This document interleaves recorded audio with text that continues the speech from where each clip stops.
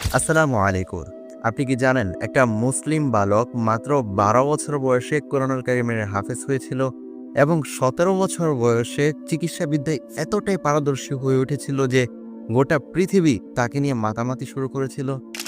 এবং সবচেয়ে ইন্টারেস্টিং ব্যাপার হচ্ছে তার বয়স যখন ১৮, মাত্র ১৮, তখন সেই রাজ্যের রাজাকে সে চিকিৎসা করে সুস্থ করে তুলেছিল এবং সেই চিকিৎসার কারণে তাকে পুরস্কার হিসেবে দেওয়া হয় রাজার রাজকীয় লাইব্রেরি। বুঝতেই পারছেন, যখন ইচ্ছা তখনই বই পড়ার সুযোগ, রাজকীয় লাইব্রেরি। আর এই বই পড়াই তাকে বিশ্বের সবচেয়ে বড় জ্ঞানীদের কাতারে পৌঁছে দেয়। বলছিলাম মুসলিম বিশ্বের অন্যতম চিকিৎসাবিদ ইবনে সিনার কথা।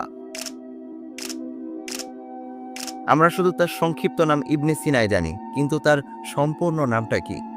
আবু আলী আল হুসাইন ইবনে আবদুল্লাহ ইবনে সিনা। ইবনে সিনা রহিমাহুল্লাহ জন্মগ্রহণ করেছিলেন উজবেকিস্তানের বুখারা শহরে আজ থেকে প্রায় ১০৪৫ বছর আগে, মানে খ্রিস্টাব্দ ৯৮০ সাল।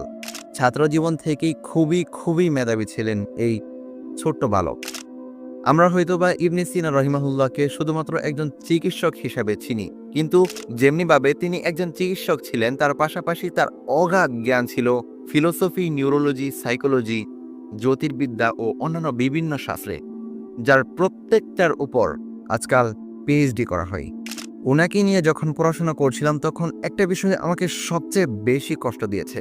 সেটা হচ্ছে যে ওনার মতো একজন ব্যক্তিত্ব রাজনৈতিক ষড়যন্ত্রের কবলে পড়ে ছাড়তে হয়েছিল নিজের দেশ, কারাবরণ করতে হয়েছিল দিনের পর দিন।